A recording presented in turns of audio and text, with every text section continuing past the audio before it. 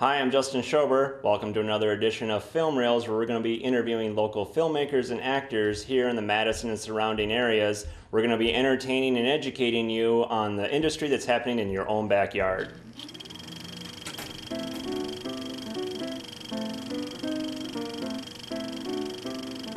Today we're going to be interviewing Tim Towne. Hey Tim, how's it going today? Pretty good. Awesome. Pretty great, in fact. It's pretty great. Did you have a good day today? I had a good day. Yeah, I slept most of the day because I worked the third shift, so I should be ready to go. If I look a little sleepy-eyed, it's because I just got up. Yeah. So good morning. Good morning to everyone. Okay, so first off, let's just ask, who is Tim Towne?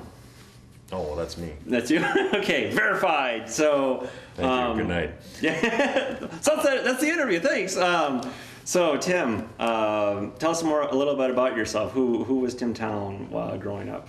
Tim Towne, growing up, was a kid, a normal kid who liked sports, TV, probably too much TV, as a lot of us did because there wasn't a lot else to do in the suburbs before cable, internet, cell phones. A fair amount of boredom, but I was pretty good at entertaining myself, and I had a pretty vivid imagination, which I guess lends itself well to acting and being in films. Yeah. What you said you were involved in sports. What sports were you involved with? Football. Football. Yeah. Luckily, I didn't get hurt too bad. Yeah. And I was just one of those kids who liked to run around, kind of like Forrest Gump, but without the condition.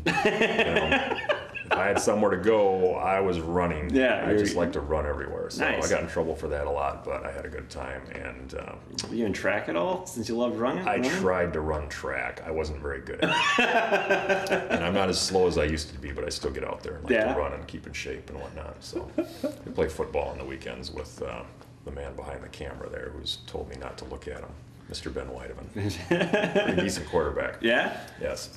Awesome. So, growing up, you're an actor. So, what do you do? What was your influences for wanting to become an actor growing up? Just lying a lot all the time. Just trying to mess with people as much as possible. No, I guess just the programs that I watched, it was a rare treat to get out to see the movies back then. It was really something. That's when going to the cinema was just a fantastic experience, and it still is, but it was such a novel thing when we were kids. What influenced me? I guess the first thing that influenced me was when I got older, probably Miami Vice, the TV series, was the first piece of media that I really fell for. And now it looks a little bit dated, but that was the first TV series to go for feature film quality from top to bottom. Cinematography, editing, great acting, everything. And it had a big influence on TV shows, not just cop shows, but a lot of modern shows going for that type of quality. Now you see a lot of high quality TV shows that also largely succeed on that level, I would say. Gotcha. So you mentioned that you did community theater. What were some of the productions you did? Well, I did some of it in high school, and then after that I've kind of done it intermittently over the years. We did... There was one called The Drunkard, which is this farce about a guy who, I don't even remember the story because I was just kind of in the barbershop choir, and I had like a small part as the bar patron, which was kind of a good place to start. It's really silly. And I was in another British farce named Charlie's Aunt, which was really fun. That was a challenge learning a British accent, because even though I have strong English roots, I still have a hard time perfecting a British accent. It's kind of ironic and funny at the same time. Yeah. You know what I mean? Yeah, I do. I don't. People's accents, man. You gotta have an accent that's cool. I'll stop. Yeah. Unless you're actually like, they're showing off, exactly. So they're overacting, which is Yeah. not good, especially for film. Yeah, and then it's like for the first couple minutes you're just like, hey, that's pretty cool. And then you're just like, no, you can stop doing that. It's like a magic trick. It's just like, so that's it? All right, I'm done now. I'm leaving. Less is more. Yeah.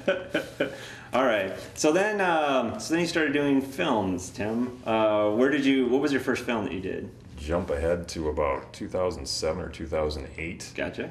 And my first film was a horror film that ended up at the Wisconsin Film Festival. It started out as a romantic comedy, and they couldn't sell it as a romantic comedy because the sponsors wanted more gore. I don't know what kind of sponsors they were going for.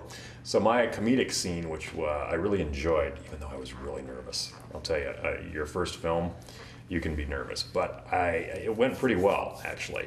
But they ended up cutting it because it was not fitting with the film. So I showed up at the Wisconsin Film Festival screening, and it was not in the film. It was a little disappointing. Did you bring your whole family there, and you're like, I'm gonna have this one scene? No, it was me and my buddy Steven were there, and he's like, "Are you prepared if this thing isn't in the scene?" Because we knew what was going to happen. Yeah. The film got like a 180 done to it in terms of genre.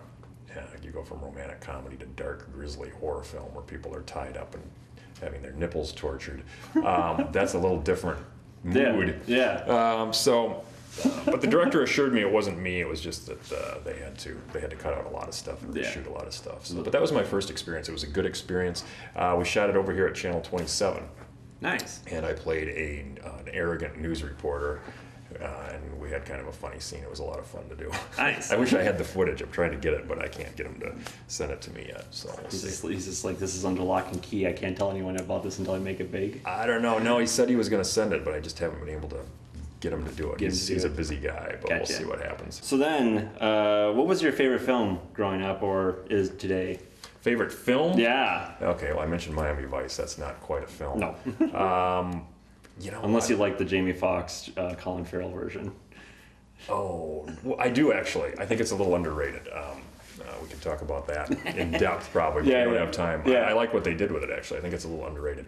You know what? I'm just going to pick my favorite film, which is Ferris Bueller's Day Off. Nice. A lot of people would go for an artsy, classic. That is a classic of youth culture. But it's probably my favorite film ever. It's just a really fun film. The acting is great. The story is great. And a couple years before I started acting, they re-released it with all the extra features and a lot of cast interviews and footage of them on the set. And you can tell they're having a great time. Yeah. They've got a great rapport with the director, John Hughes, the late John Hughes. And it just looked like a lot of fun. And that kind of got me going into thinking, I should just do this and see what I can... Check it out, do it on a lark and see what I can do. So I kind of, that's when I started getting into it. What was your biggest influence for becoming an actor? Biggest influence? Yeah. There's not really one influence in terms of like an actor or a piece of media just or a anything series like that. of influences that just kind of... It was something that was always on my mind, but I just didn't know how to go about getting started, And it was something that I kind of hemmed and hawed at for a couple of years. And finally, I just took an acting class. I saw an opportunity to take an acting class, and once I got into it, it was addictive. Yeah. Like I thought it would be. I think I thought before that acting was probably a little too daunting to pursue seriously. Yeah. To dabble in it would be one thing, but to really pursue it seriously would just be very difficult to do and make a living, which it is. But it's I'm glad I did it. Yeah. It's a lot of fun. So how many films? Okay, let's start off. How many films in Madison have you done? I would say conservatively estimated about 40. Roughly, including web series, films, things like that. Yeah, it's pretty impressive. Yeah. And 2009, you went out to LA, and you gave a shot out there, and you were there for a year and a half. You said? About a year and a half. Yeah. How was that? That was an education. That was an education, and the culture out there is obviously way different than it is here. It's all spread out. There's no center. So in terms of where to go to network and try to, meet people, it's difficult to do. You have to. It's good to have connections. I would say if you move to LA, it's good to have connections out there and a lot of cash. Bring a lot of cash with you. Yeah. Because unemployment is rather high as well, so it's kind of hard to get a job at first. You're going to want to get it like a night job and get some money. So, okay, so you were in some productions while you're out there. What were some of the productions? Yeah, what you can do when you go to LA, and what I actually recommend if you do is to go to a place called Central Casting in Burbank and get signed up to be an extra. You pay like $25 to get your picture taken and fill out some forms. It doesn't take too long. It takes about 45 minutes to an hour. And then you're registered with them, and all the extra work, or most of it in LA, goes through Central Casting. So what you want to do is they may call you, but it's a lot better to call in to their hotline and see what's available, and do that a lot if you really want to. And if you're really aggressive about it, you can get you can do it a couple times a week probably, but you can't make a living at it, not even close. Yeah. So people try to, and they just fail miserably. It's not a good idea. Okay. It's fun. You learn a lot on set you can kind of get a peek at how they do it, and look at the professionalism with which they go about their business, and how there really isn't much time for a lot of problems. They have to really be kind of military about it. Is one thing you notice, and they are. It's like you be there, and they're very professional, but they move very fast, and you'll see. I've seen Oscar-nominated actors blowing lines in scenes where they didn't have many lines, so it shows that they're human too. So it brings everything down to whereas you've only seen the perfect cut of everything. You finally get the chance to see everyone kind of knock down a peg, and be like, oh, so you make mistakes too. I can accept that. Yeah, for the most part they don't though. They're very good. They're very professional and they do their lines over and over again the same way, and they're excellent. Nice. So what productions were you in while you were out there? Let's see, I did Desperate Housewives. That was interesting. And what were you in Desperate Housewives? Would have been about 2008 or 2009. And I don't know what episode it was. I can probably find it for you if you're really interested. I'm always looking. I don't even know if I appear in it. Just because you get called for extra work doesn't mean you're going to end up getting in the show. Yeah. It's pretty cool being on one of the lots, let me tell you. I also did Lie to Me. I played a DC cop. I did not appear in that. Okay. I did 2.5 Men, where I played a coffee shop patron, sitting outside the coffee shop, so you might see part of my head or not. I did How I Met Your Mother, which you've seen. I've seen that scene. You're a big fan of my work. So I got a torso scene in that. I play a bartender, and you see the breakdown was for super attractive bartender. Thank you very much. These are called the ego breakdowns. Yeah. But don't let it go to your head, because you're still just an extra. Yeah. And in this case, the funny thing was you didn't even see my head. You show me from the neck to the waist, and I'm wearing a nice shirt and tie. Super attractive. I've seen shirt that scene. And tie. And that's all you see. I'm in there for a blink. Yeah, it's serious. That scene is just a lot of cuts, and so it's like you see it, you're gone. You see it, you're gone, and then then the scene's over with. Yeah, and they got five cameras lined up. Yeah, just shooting it all. It just goes like that. Yeah, it's insane. And then you were, of course, in my favorite of all the stories that you tell, in Ellen the Chipmunks, The Squeakquel. Yes, that's a feature film. I got paid time and a half for that. Nice. It kept us over 8 hours. And you were wearing, if you correct me if I'm wrong, this very shirt that you're wearing right now? Here, yes. Nice. I wore it today in honor of your fanship. I love it. Yeah, I'm actually in that in a few little shots. Cool. So it's at the beginning, too. Yeah. Okay, so tell us some about the projects you're involved with right now, like Chic. Chic, yeah. Chic is the web series I'm doing with 4114 Productions. That is Sarah Hesh and Chris Snap, both of whom I have worked with many times. And it's a web series. We're shooting the first season now. We're about halfway through shooting that. And we'll finish this season in about mid to late March. Mm-hmm. And that is just a hell of a lot of fun. It's about the porn industry. It's sort of a behind-the-scenes look at the porn industry, specifically the people who work in it. Sarah and Alyssa Kolinsky, who we know and who've worked with, are the leads in it. Sarah plays the producer of, she's very driven. She's the producer of these films. And basically in season 1, we're striking out against the studio that won't let us do what we want.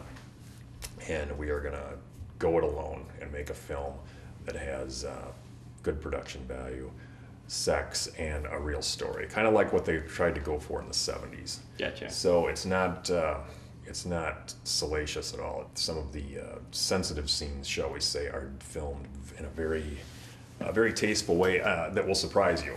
Very unique. I'm looking forward to it. Yeah, it's done very well, and there's a lot of, I would say it's a comedy drama. There's a lot of good, dark, dry humor in it. It's there's a lot of comedy in it. I'm really looking forward to seeing how it comes out. I'm having a blast doing it. I play the DP. Basically, I'm sort of the sidekick. There's Sarah and Alyssa who are the leads, and I play the DP, the guy who films all their films, basically, like the guy behind the camera there. Yeah. Finally, let's just talk really quickly about Quantum of Vengeance. You had a role in that. Yeah. How was that? That was very challenging. I played a father who gets tied up and tortured a little bit. So I had to play that as best I could, and I think we did a pretty good job with that. And my role wasn't very big, but I enjoyed that very much, and they're going to be showing that February 24th. February 24th at the Madison Underground at Broom Street Theater. Broom Street, yes. Oscar night. Oscar night, yes. We're competing with the Oscars. Yeah. I wish us luck. But that was a good film. And what else was I going to say about that? Mr. Ben Whitevan, who is behind the camera, if we can mention his name. Yeah, we did. Don't look at him, though. Don't look at him. Don't look at Mr. Whitevan. Don't look at Mr. Whitevan in the eye, please, everyone. And we're going to... What else was I going to say? Demented Dane County production. Demented Dane County Productions On WYOU. and Makeshift Media, which is Ben's production company, are showing that. I play, Alyssa Kolinsky is in it as well. She plays my daughter. So she is in it, and Doug Gordon, Mr. Doug Gordon is in it, who is very good, plays a good mad scientist. He was born to play that part. And Grace Wagner plays Alyssa's character as a young girl. So we have young Emily, which is the character's name, and older Emily. Older but still young Emily. Well, thanks for coming here tonight, Tim. It was great having this conversation, this chat with you. Thank you. Always look forward to everything that you do because you're a pretty awesome guy. Thank you. Likewise. I wasn't expecting that, but thank you. It's been a pleasure. I'm glad I was your guest. Thank you for having me. For our pilot episode. We'll probably have you on here many a time after this if we keep this going. So, excellent. Well, yes. Thank you all for joining us with Tim Towne. Thank you.